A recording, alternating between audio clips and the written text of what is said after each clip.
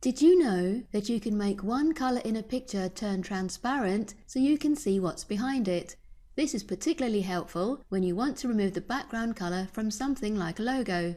I'll click on this picture of the whitish cliffs of Dover and remove the unusually lovely blue sky. So from the Format tab on the ribbon, click on Colour, then Set Transparent Colour. Your mouse will change shape, then just click on the colour you'd like to remove. Great! Using the transparent option will save you masses of time. Have fun! And that's why you need Quasar, improving efficiency and effectiveness with Microsoft Office.